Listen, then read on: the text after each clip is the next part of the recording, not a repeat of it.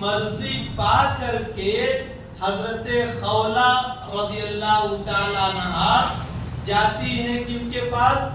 حضرت ابو بکر صدیق رضی اللہ تعالیٰ عنہ کے گھر، اور آپ سے شادی کے تعلق سے تذکرہ کرتی ہیں۔ حضرت ابو بکر رضی اللہ تعالیٰ عنہ کیا کہتے ہیں کہ وہ تو میرے بھائی ہیں، اور کس طریقے سے ایک بھتیجی سے ان سے شادی کرنا جائز ہوگا؟ ایک موقع پر اللہ کے رسول صلی اللہ علیہ وسلم نے کیا فرمایا تھا کہ ابو بکر جو ہے وہ میرے بھائی ہیں، تو جب میرے بھائی ہیں تو ان کی بیٹی سے میں کیسے شادی کر سکتا ہوں؟ کیونکہ عرب کے اندر ایک اصول کیا تھا کہ اگر لوگ کسی کو اپنا منہ بولا بھائی بنا لیتے تو اس کی لڑکیوں سے یا اس کے لڑکوں سے شادی نہیں کرتے تھے۔ جب یہ بات حضرت خولہ رضی اللہ تعالی عنہا کو حضرت ابو بکر صدیق رضی اللہ تعالیٰ عنہ نے بتایا تو وہ آ کر کے اللہ کے رسول صلی اللہ علیہ وسلم سے کہتے ہیں، آپ نے فرمایا نہیں، ایسا کوئی معاملہ نہیں ہے، اسلام میں ایسی شادی کرنے کی اجازت ہے، منہ بولا بھائی کہنے کی وجہ سے ان کے جو لڑکے یا لڑکیاں ہیں ان سے رشتہ حرام نہیں ہوگا۔ جب پھر دوبارہ حضرت خولہ رضی اللہ تعالیٰ عنہ شادی کی بات کرنے کے لیے حضرت ابو بکر صدیق رضی اللہ تعالیٰ عنہ کے پاس تشریف لے جاتی۔ حضرت ابو بکر رضی اللہ تعالیٰ عنہ کیا ہے، شادی کے لیے تیار ہو جاتے ہیں، رشتے کے لیے بات پکی ہو جاتی۔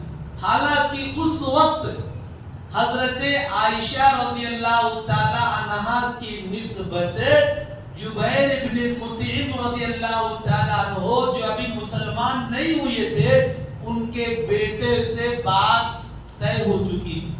حضرت جبیر ابن مطعم کے لڑکے سے حضرت عائشہ کی نسبت کی بات پکی ہو چکی تھی، لیکن جب حضرت ابو بکر رضی اللہ تعالیٰ عنہ کو پتا چلا کہ اللہ کے رسول صلی اللہ علیہ وسلم کا رشتہ میرے پاس آیا ہے تو جبیر ابن مطعم کے پاس جا کر کے اس رشتے کے کینسل کر دیتے ہیں، اس رشتے کو کینسل کر دیتے ہیں۔ اب آگے دیکھیے، اللہ کے رسول صلی اللہ علیہ وسلم کو پتا چل گیا ہے، حضرت ابو بکر کو پتا چل گیا ہے کہ اب میری شادی جو ہے ابو بکر کے یہاں ہو رہی ہے، اور ابو بکر کو پتا چل گیا کہ میرے بیٹے کی شادی اللہ کے رسول سے ہو رہی ہے۔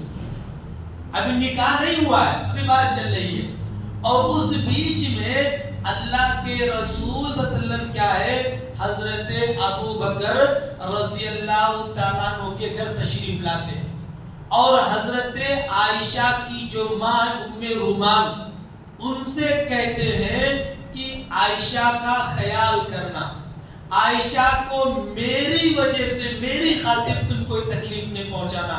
ایک مرتبہ کا واقعہ ہے کہ آپ تشریف لے کر کے گئے حضرت ابو بکر رضی اللہ تعالی عنہ کے گھر، تو دیکھا کہ حضرت عائشہ رضی اللہ تعالی عنہ دروازے کے پاس کھڑے ہو کر کے رو رہی ہیں، دروازے کے پاس کھڑے ہو کر کے رو رہی ہیں۔ تو آپ نے کہا ام رومان یعنی عائشہ کی ماں سے کہ اے ام رومان، تم نے میری بات کا لحاظ نہیں کیا، میں نے کہا تھا اس بچی کو ستانا نہیں، تکلیف نہیں پہنچانا۔ تو حضرت ام رومان کہتی ہے کہ اے اللہ کے رسول صلی اللہ علیہ وسلم، یہ جو عائشہ ہے کوئی غلطی کر رہی تھی یا کوئی بات کہہ رہی تھی جو اچھی نہیں تھی، اس کی وجہ سے میں نے اس کو ایسا ڈانٹا۔ اس کے بعد کہا کہ دیکھو آئندہ آپ ان کو کوئی تکلیف نہ پہنچایا کریں۔ اس کے بعد دیکھیے حضرت عائشہ رضی اللہ تعالیٰ عنہ کا نکاح ہوتا ہے۔ حضرت عائشہ رضی اللہ تعالیٰ عنہ کا جب نکاح ہوتا ہے، ام عطیہ رضی اللہ تعالیٰ عنہ کہتی اتنے سادگی کے ساتھ نکاح، اتنے سادگی کے ساتھ نکاح کہ حضرت عائشہ رضی اللہ تعالیٰ عنہ جو ہے وہ گڑیوں کے ساتھ کھیل رہی تھی، وہ گڑیوں کے ساتھ کھیل رہی تھی، اور پھر اس کے بعد اللہ کے رسول صلی اللہ علیہ وسلم آئے اور پھر حضرت ابو بکر رضی اللہ تعالی عنہ نے آپ کا نکاح پڑھا دیا. بس ہو گیا نکاح، کوئی رسم و رواج نہیں اور کسی طرح کی کوئی تیاری نہیں. اس کے بعد نکاح ہو گیا، گڑیوں سے کھیل رہی تھی، نکاح ہو گیا، لیکن رخصتی نہیں ہوئی تھی. 3 سال کے بعد رخصتی ہوئی ہے. تقریباً 2 سال 3 مہینے مکہ کے اندر، اور پھر جب ہجرت کر کے مدینہ گئے تو مدینہ میں تقریباً 7 مہینے یا 8 مہینے، 3 سال تک حضرت عائشہ رضی اللہ تعالیٰ عنہ اپنے ہی میکے میں اپنے ہی ماں باپ کے ساتھ تھی. اور پھر اس کے بعد رخصتی ہوتی ہے. اور رخصتی کیسے ہوتی ہے؟ اللہ کے رسول صلی اللہ علیہ وسلم کیا ہوتا ہے، ہجرت کر کے مدینہ چلے جاتے ہیں. حضرت ابو بکر رضی اللہ تعالیٰ عنہ آپ کے ساتھ رہتے ہیں، لیکن حضرت ابو بکر رضی اللہ تعالیٰ عنہ یا ان کے گھر کے جو اللہ کے رسول کے گھر کے جو لوگ تھے وہ لوگ ابھی ہجرت نہیں کیے ہیں. یعنی اللہ کے رسول صلی اللہ علیہ وسلم کے جو گھر والے تھے اور ابو بکر کے جو گھر والے تھے وہ ابھی کہاں پر تھے؟ مکہ میں تھے. اس کے بعد کیا ہوتا ہے، جب آپ مدینہ تشریف لے جاتے ہیں اور مدینہ کا ماحول تھوڑا اچھا رہتا ہے تو پھر کہتے ہیں کہ جا کر کے اللہ کے رسول صلی اللہ علیہ وسلم کے اور حضرت ابو بکر کے فیملی کو لے کر کے آیا جائے. اس کے بعد حضرت عائشہ رضی اللہ تعالی عنہ جب مدینہ پہنچتی ہیں تو مدینہ پہنچنے کے بعد کیا ہوتا ہے، وہاں کی آب و ہوا راس نہیں آئی، کیونکہ مکہ کا ماحول فضا اور مدینہ کا ماحول اور فضا تھوڑا الگ تھا، تو وہ بیمار پڑ گئی. اچھا دیکھیے، ان سے پہلے حضرت ابو بکر صدیق رضی اللہ تعالیٰ عنہ بیمار پڑ جاتے ہیں، اور بیمار پڑ جاتے ہیں تو اللہ کے رسول صلی اللہ علیہ وسلم کے پاس حضرت عائشہ رضی اللہ تعالیٰ عنہ دعا کی درخواست لے کر جاتے ہیں کہ میرے بابا جان کی طبیعت اچھی نہیں ہے، آپ ان کے لیے دعا کر دیں. چنانچہ اللہ کے رسول صلی اللہ علیہ وسلم نے دعا کیا اور دعا کرنے کی وجہ سے آپ ٹھیک ہو گئے. اور جب حضرت ابو بکر رضی اللہ تعالیٰ عنہ ٹھیک ہو گئے تو پھر حضرت عائشہ رضی اللہ تعالیٰ عنہ کی طبیعت خراب ہو گئی، اور اتنی خراب ہوئی کہ مفسرین اور مورخین نے لکھا ہے حضرت عائشہ رضی اللہ تعالی عنہا کے جو سر کے بال پورے گر گئے. وہ بیماری ایسی تھی کہ اس بیماری میں پورے سر کے بال گر گئے تھے، اتنی بیمار ہو گئی تھی حضرت عائشہ رضی اللہ تعالی عنہا. پھر اس کے بعد جب کچھ دنوں تک علاج ہوتا ہے اور آپ ٹھیک ہوتی ہیں تو حضرت ابو بکر رضی اللہ تعالیٰ عنہ تشریف لاتے ہیں آپ کے پاس اور کہتے ہیں کہ اے اللہ کے رسول صلی اللہ علیہ وسلم، آپ اپنی بیوی کو اپنے گھر کیوں نہیں بلا لیتے؟ نکاح ہو کر کے 3 سال ہو گیا تھا نا، ادھر طبیعت بھی بگڑ گئی تھی، تو اس لیے حضرت ابو بکر رضی اللہ تعالیٰ عنہ آ کر کہتے ہیں کہ اے اللہ کے رسول صلی اللہ علیہ وسلم، آپ اپنی بیوی کو اپنے گھر کیوں نہیں بلا لیتے ہیں؟ تو آپ نے جانتے کیا جواب دیا؟ کہا کہ اے ابو بکر، ابھی میرے پاس مہر ادا کرنے کے لیے پیسے نہیں. آپ بتائیے، نبیوں کے سردار ہیں اور حالت دیکھیے، کہتے ہیں کہ میرے پاس مہر ادا کرنے کا پیسہ نہیں ہے کہ میں اس کی وجہ سے وہ ادا کر کے اپنی بیوی کو اپنے پاس بلا لوں. اس کے بعد کیا ہوتا ہے؟ حضرت ابو بکر رضی اللہ تعالیٰ عنہ کہتے ہیں کہ پیسے کا انتظام میں کرتا ہوں. سسر ہیں، کہتے ہیں کہ ٹھیک ہے، پیسے کا انتظام میں کرتا ہوں. تو آپ نے ان سے قرض لے کر کے، قرض لینے کے بعد آپ نے مہر ادا کیا اور مہر ادا کرنے کے بعد حضرت عائشہ رضی اللہ تعالی عنہا کو اپنے گھر بلایا. یہ حضرت عائشہ رضی اللہ تعالی عنہ کی رخصتی ہوتی ہے. دیکھیے مہر کے تعلق سے جو مورخین نے لکھا ہے تقریباً 12 اوقیہ یہ مہر تھا حضرت عائشہ رضی اللہ تعالی عنہا کا. اس کے بعد دیکھیے انصار کی عورتیں جو ہیں وہ پہنچتی ہیں کہاں پر؟ حضرت ابو بکر رضی اللہ تعالی عنہ کے گھر. اور پھر کیا کہتی ہیں کہ ہم لوگ حضرت عائشہ رضی اللہ تعالیٰ عنہ کو لینے کے لیے آئی ہیں. اللہ کے رسول نہیں گئے، کچھ انصار کی عورتیں گئیں اور اس وقت حضرت عائشہ رضی اللہ تعالیٰ عنہ جھولا جھول رہی. جب نکاح کے لیے گئے تھے تو گڑیوں سے کھیل رہی تھی، رخصتی ہونے والی تو جھولا جھول رہی ہے. حضرت ابو بکر رضی اللہ تعالیٰ عنہ کی جو بیوی ام رومان ہے انہوں نے انصاری عورتوں کو کمرے میں بٹھایا اور جا کر کے حضرت عائشہ رضی اللہ تعالیٰ عنہ کو لے کر کے آئی. ان کے منہ کو دھلا اور کہتے ہیں مورخین ان کے سر کے بال کی چوٹی بنائی اور پھر لے جا کر کے ان کو انصاری عورتوں کے پاس پیش کر دیا. انصاری عورتیں جو تھیں وہ دیکھ کر کے ان کو دعا دیتی ہیں اور مبارکبادیاں پیش کرتی ہیں. اور پھر اس کے بعد کیا ہوتا ہے؟ حضرت عائشہ رضی اللہ تعالی عنہا کو لے کر کے اللہ کے رسول صلی اللہ علیہ وسلم کے گھر تشریف لاتی ہیں، لے کر کے آتی ہیں. اور پھر ام عطیہ رضی اللہ تعالیٰ عنہ کہتی ہیں کہ آپ تھوڑی دیر کے بعد تشریف لائے. آپ تشریف لائے تو تشریف لانے کے بعد سب سے پہلے اللہ کے رسول صلی اللہ علیہ وسلم کو مہمان نوازی کے لیے یا آپ کو سب سے پہلے دودھ پیش کیا گیا.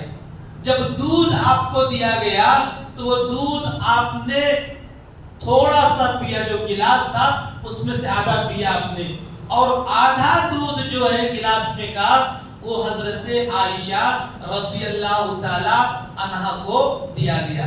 حضرت عائشہ رضی اللہ تعالی عنہا جو ہے وہ نہیں لے رہی تھی، شرما رہی تھی وہ.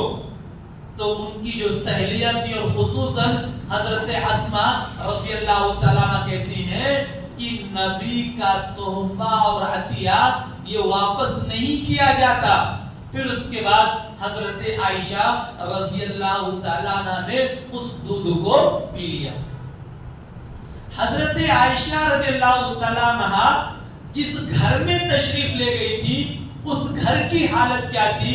جو مورخین نے لکھا ہے واقعی کبھی کبھی دل ماننے کے لیے تیار نہیں ہوتا. کیسا کرتا وہ بھی نبی کا، نبیوں کے سردار کا حضرت عائشہ رضی اللہ تعالیٰ عنہ اس گھر میں شادی کر کے جا رہی ہے.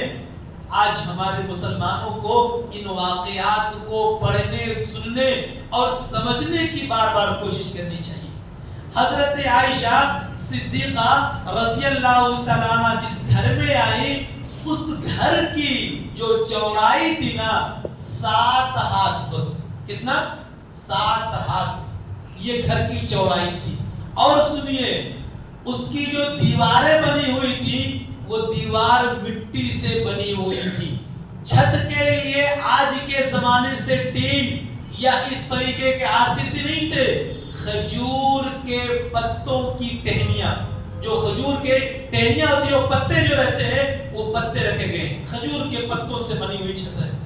اور بارش سے بچنے کے لیے ان پتوں کے اوپر کمبل کو ڈال دیا. کمبل جو ہم لوگ اوڑھتے ہیں نا وہ کمبل کو ڈال دیا گیا ہے کہ اگر بارش ہو تو بارش کا پانی نیچے نہ آئے. وہ کھجور کے پتے اور پھر اس کے اوپر جو ہے وہ کمبل ڈال دیا گیا. اور جانتے ہیں یہ اونچائی کتنی ہے؟ کتنی اونچائی جانتے ہیں؟ مورخین کہتے ہیں کہ اگر آدمی کھڑے ہو کر کے اپنا ہاتھ لمبا کرتا تو وہ جو چھت ہے وہ ہاتھ کو لگ جاتی، جو چھت ہے وہ ہاتھ کو لگ جاتی، اتنا نزدیک. اور جو دروازہ تھا وہ دروازہ ایک پٹ کا تھا، جیسے ہماری مسجد دو پٹ ہے نا، دو دروازے کھلتے ہیں، وہ ایک دروازہ تھا، ایک پٹ کا تھا جو ہمیشہ کھلا رہتا تھا. اور جانتے ہیں پردے کے طور پر کیا تھا؟ کمبل لٹکا ہوا تھا، کمبل لٹکا دیا گیا تھا، یہ پردہ تھا. یہ حضرت عائشہ رضی اللہ تعالیٰ عنہ کا گھر ہے جہاں پر رخصت ہو کر کے گئی ہیں. اور سنیے ان کے پاس جو زندگی گزارنے کے لیے ڈبل بیڈ کا پلنگ نہیں ہے، موٹے موٹے نہلیاں اور گدے مخمل کے نہیں ہے. سنیے ایک چٹائی ہے، کھجور کے پتوں سے بنی ایک چٹائی ہے، ایک بستر ہے، ایک چٹائی ہے، ایک بستر ہے. اور کھجور کی جو وہ رہتی ہے، جو جڑ رہتی ہے نا، اس کی چھال سے بھرا ہوا ایک تکیہ ہے. یعنی تکیہ ہے، اس میں نرم اور ملائم کپاس روئی وغیرہ نہیں ہے، اس میں درختوں کی جو چھال جو جڑیں ہوتی نا اس کو کاٹ کے رکھا گیا ہے. اور پھر اس کے بعد کھجور کے رکھنے کے لیے ایک برتن ہے، کھجور رکھنے کے لیے، اور پانی پینے کے لیے ایک، پانی رکھنے کے لیے ایک مشکیزہ، اور پینے کے لیے ایک پیالہ ہے. یہ اللہ کے رسول صلی اللہ علیہ وسلم کے گھر کی کیفیت ہے. اس گھر میں حضرت عائشہ رضی اللہ تعالیٰ عنہ کا نکاح ہوا ہے. آپ رخصت کر کے اس گھر تشریف لے جا رہے ہیں. آج اندازہ لگائیں کتنی لڑکیوں کی شادی صرف اس لیے نہیں ہوتی ہے وہ سرکاری نوکری والا لڑکا تلاش کرتے رہتے ہیں، عمریں ان کی ڈھل جاتی ہیں، سرکاری نوکری چاہیے، تبھی بہت اچھے ہائی فائی کام کرنے والا لڑکا چاہیے، انجینئر چاہیے. یہاں حضرت ابو بکر رضی اللہ تعالیٰ عنہ کو سب پتا ہے، اللہ کے رسول صلی اللہ علیہ وسلم کو مہر دینے تک کی طاقت نہیں تھی. آپ نے قرض لے کر کے مہر ادا کیا ہے. اور گھر کی کیفیت دیکھیے کیسی ہے کہ گھر کے اندر جو کنڈیشن ہے ایسی ہے. اور پھر اس کے بعد سنیے ابھی کیا دعا سنیے.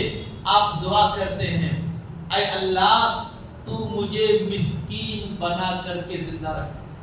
مسکینی کی حالت، جب تک میں زندہ رہوں مجھے مسکین بنا کر کے زندہ رکھنا. اور جب میری حالت مطلب میں موت جب آئے مجھے تو اے اللہ مجھے مسکین کی حالت میں ہی موت آئے، مسکین والی حالت میں موت آئے. اور اے اللہ جب تو مجھے میدان محشر میں اٹھانا تو میرا حشر بھی مسکینوں کے ساتھ کرنا، مسکینوں کے ساتھ کرنا. یہ ہمارے نبی کی دعا تھی، یہ ہمارے نبی کی دعا تھی کہ مسکینوں کے ساتھ میرا حشر کرنا، مسکینوں کے ساتھ مجھے اٹھانا، مسکینوں کے ساتھ مجھے زندہ رکھنا. جانتے ہیں کیوں؟ حدیث کے اندر آتا ہے جو غریب نادار صحابہ کرام تھے وہ مالدار اور دوسرے صحابہ کرام سے 40 سال پہلے جنت کے اندر جائیں گے، 40 سال پہلے جنت کے اندر جائیں گے. اور نبی کی یہ دعا سنیے آپ. اس کے بعد دیکھیے حضرت عائشہ رضی اللہ تعالی عنہا کی رخصتی ہو گئی. نکاح کے 3 سال کے بعد رخصتی ہوئی. اور رخصت ہونے کے بعد کیا ہوتا ہے کہ حضرت عائشہ رضی اللہ تعالی عنہا اپنے نبی کے گھر پہنچ جاتی ہیں. اور پھر اس کے بعد حضرت بلال رضی اللہ تعالیٰ عنہ کی ذمہ داری کیا ہوتی ہے کہ حضرت بلال رضی اللہ تعالیٰ عنہ آپ کے گھر کے ذمہ دار تھے. جو راشن وغیرہ جو انتظامات کرنا ہے یہ حضرت بلال رضی اللہ تعالیٰ عنہ کے پاس ذمہ داری تھی. حضرت بلال رضی اللہ تعالیٰ عنہ سال بھر اناج کا، غلے کا، راشن کا جو بھی ہوتا آپ کی بیوی حضرت عائشہ اور پھر حضرت سودا اور ان کے بعد باقی جو بیوی آئیں سب کی دیکھ بھال کے لیے کن کو کیا چاہیے، کن کو کیا ضرورت ہے، حضرت بلال رضی اللہ تعالیٰ عنہ یہ پورا کیا کرتے تھے. دیکھیے حضرت عائشہ رضی اللہ تعالیٰ عنہ کہتی ہیں کہ میرے نکاح سے عرب کے اندر بہت سارے رسم و رواج ٹوٹ گئے. میرے نکاح سے پہلا جو رواج تھا وہ رواج کیا تھا کہ مکہ والے بھی اور مدینہ والے بھی شوال کے مہینے میں شادیاں نہیں کرتے تھے. آج بھی لوگ شوال کے مہینے میں شادیاں نہیں کرتے, اور وجہ معلوم نہیں ان کو. عرب کے لوگ اس لیے نہیں کرتے تھے کہ کئی سال پہلے شوال کے مہینے میں ایک طاعون کی ایک وبا پھیلی تھی. طاعون کی ایک بیماری پھیلی, بڑی خطرناک بیماری ہے طاعون. اور نبی نے کیا فرمایا ہے کہ جو طاعون کی بیماری میں مر جائے اس کو شہید کا مقام ہے, اس کو شہید کا مقام ہے. ہمارے نبی سے پہلے کی جو امتیں تھیں, بہت ساری امتوں کو اللہ تعالیٰ نے عذاب کے طور پر اس طاعون کو بھیجا تھا, لیکن اپنے نبی کی امت کو اسی طاعون کو رحمت بنا دیا کہ جو بھی طاعون کی بیماری میں پڑھ کر کے مرے گا اس کو شہیدوں کے برابر ثواب ملے گا. تو معاملہ کیا تھا کہ طاعون کی بیماری کبھی کئی سال پہلے شوال کے مہینے میں آئی تھی, اس لیے عرب والوں نے اس مہینے کو منحوس بنا دیا. یہ مہینہ منحوس ہے شوال کا, ہم اس میں شادیاں نہیں کریں گے. شادیاں کریں گے تو اس میں کامیابیاں نہیں ہوتی ہے, پریشانیاں ہوتی ہے, بیماری آتی ہے, آدمی مر جاتے ہیں. حضرت عائشہ رضی اللہ تعالیٰ عنہ کہتی ہے کہ اللہ کے فضل سے میرا نکاح ہوا تو بھی شوال کا مہینہ تھا, اور میری رخصتی ہوئی تو بھی شوال کا مہینہ تھا. دونوں چیزیں یہ اللہ رب العالمین نے میرے نکاح سے اس رسم کو جو مکہ مدینہ اور عرب کے لوگوں میں پھیلا تھا اس کو ختم کر دیا. دوسرا جو رواج ختم ہوا وہ یہ تھا کہ عرب کے لوگ منہ بولے بھائی کی لڑکی یا لڑکے سے شادی نہیں کرتے تھے. جسے کیا ہوتا ہے, منہ بولا بیٹا, کسی کو اپنا بیٹا بنا لینا, یا اسی طرح کسی کو اپنا بھائی بنا لینا. بھئی آپ میرے بھائی ہیں, میرے پاس کوئی بھائی نہیں ہے, آپ میرے بھائی ہیں, منہ بولا بھائی بنا لینا. تو عرب کے لوگ کیا کرتے تھے, اگر کسی کو ایسا کہہ دیا جائے تو پھر ان کے لڑکی سے اپنے لڑکے کی یا اپنے لڑکے کی ان کے لڑکے سے شادی نہیں کرتے تھے. ان کی ایک رسم تھی. حضرت عائشہ رضی اللہ تعالیٰ عنہ کہتے ہیں میری نکاح سے اللہ تعالیٰ نے اس عرب کے رسم کو بھی توڑ دی, کیونکہ حضرت ابو بکر رضی اللہ عنہ نے فرمایا تھا کہ وہ تو نبی تو میرے بھائی ہیں, وہ بولے بھائی ہیں, تو کس طریقے سے نبی کے لیے بھتیجی سے نکاح کرنا جائز ہوگا. تو آپ نے کیا فرمایا, انت اخن فی الاسلام, آپ میرے اسلام کے بھائی ہیں بس. جیسے اور لوگ بھائی ہیں, آپ بھی ایک بھائی ہیں. المسلم و اخو مسلم حدیث کے اندر ہے, ایک مسلمان دوسرے مسلمان کا بھائی ہوتا ہے, ایسے آپ بھی میرے بھائی. یہ رواج ٹوٹ گیا حضرت عائشہ رضی اللہ تعالیٰ عنہ کے نکاح سے. اور دیکھیے تیسرا جو رواج ٹوٹا وہ یہ کہ عرب کے لوگ دلہن جب گھر سے نکلتی تھی نا تو اس کے آگے آگے آگ جلا کر کے چلتے تھے. آج بھی آپ دیکھیں گے اکثر جو غیر قوم کی شادیاں ہوتی ہیں تو عورتیں یا لوگ لائٹ لے کر چلتے رہتے ہیں.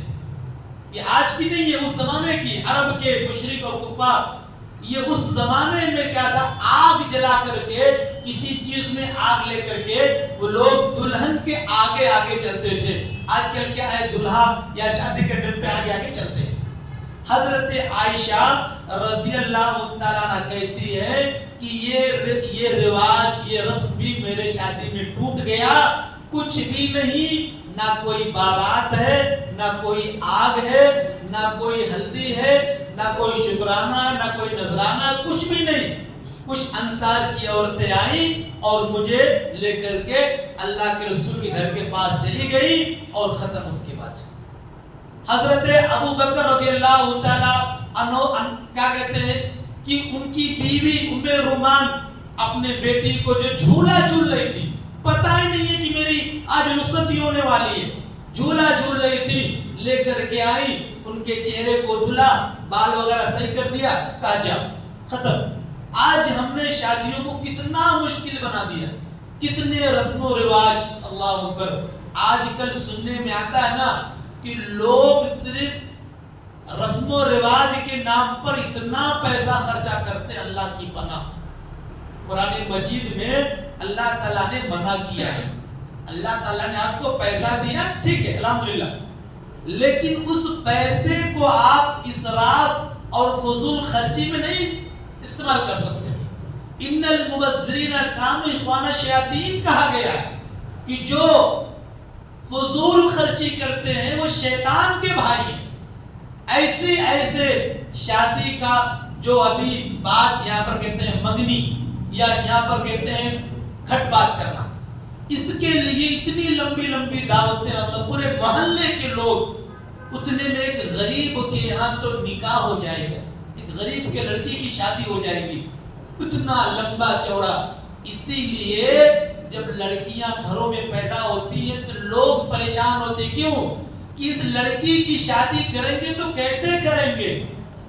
معاشرے کے لوگوں نے اتنا لمبا چوڑا لسٹ بنا دیا، جہیز کی تو بارات کی تو کھانے کی الگ الگ فرمائش کی۔ میرے دوستو، حضرت عائشہ رضی اللہ تعالیٰ عنہ کی زندگی یہ ہمارے لیے ایک اسوہ اور نمونہ ہے۔ اللہ کے رسول صلی اللہ علیہ وسلم نے 11 شادیاں کی ہیں، اور خود آپ نے اپنے 4 بیٹیوں کی شادی کی ہیں۔